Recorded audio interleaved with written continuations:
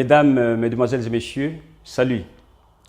Bienvenue à notre rubrique d'actualité hebdomadaire nationale. Aujourd'hui, je vous retrouve pour vous présenter le moment fort de la participation angolaise à la 69e session de l'Assemblée générale des Nations unies qui a eu lieu récemment à New York.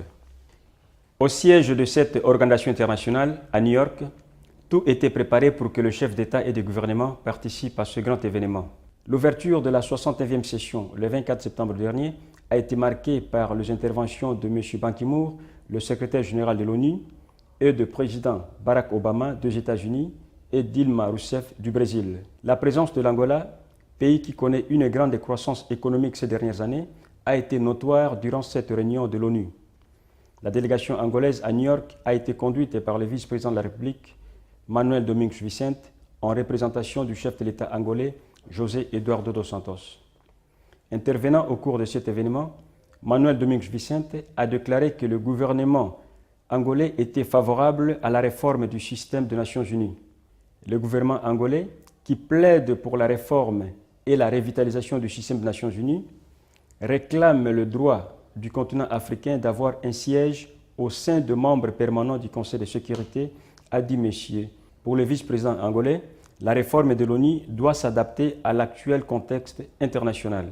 La réforme doit avoir une représentation équitable en élargissant le nombre de ses membres permanents, a-t-il ajouté. D'autre part, Manuel Domingos Vicente a manifesté la possibilité de l'Angola de contribuer à la résolution des conflits qui persistent dans le monde. Le gouvernement angolais promet de contribuer à assumer ses responsabilités sur le plan international, spécialement au niveau du continent africain, a souligné M.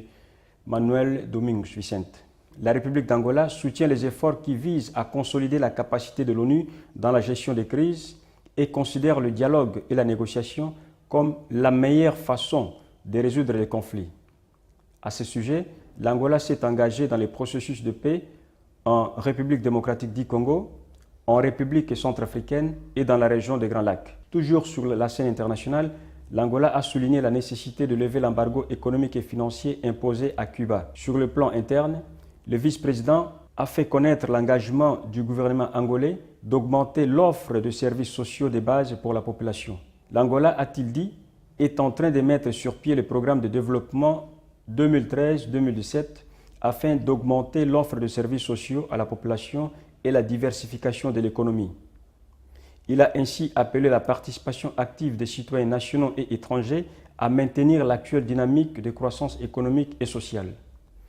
Intervenant au cours d'un dîner à son honneur, dans le cadre de sa participation à la 69e session de l'Assemblée générale de l'ONU, le vice-président a affirmé, je cite, « L'Angola promet, en cas de son élection comme membre non permanent du Conseil de sécurité des Nations unies, travailler avec ce partenaire pour trouver des solutions aux problèmes graves qui affligent la communauté internationale et apporter une contribution effective à la paix et à la sécurité internationale. » Manuel Vicente, qui a aussi participé au sommet mondial sur le réchauffement global, a souligné que la réduction des émissions de gaz à effet de serre était un thème d'extrême importance. La protection de l'environnement et la réduction des émissions de gaz à effet de serre sont considérés comme des thèmes indispensables pour le développement durable. Le sommet est un instrument d'innovation, d'opportunité et de défi, a dit M. Domingos Vicente, ajoutant que cette conférence était aussi un instrument d'action, de collaboration et de coopération globale des intérêts communs qui regroupent le pays pour le développement durable et la protection de la vie de la planète. Merci mesdames et messieurs d'avoir été avec nous dans notre rubrique de la semaine. Je vous retrouve prochainement dans une nouvelle édition. Merci beaucoup et portez-vous bien.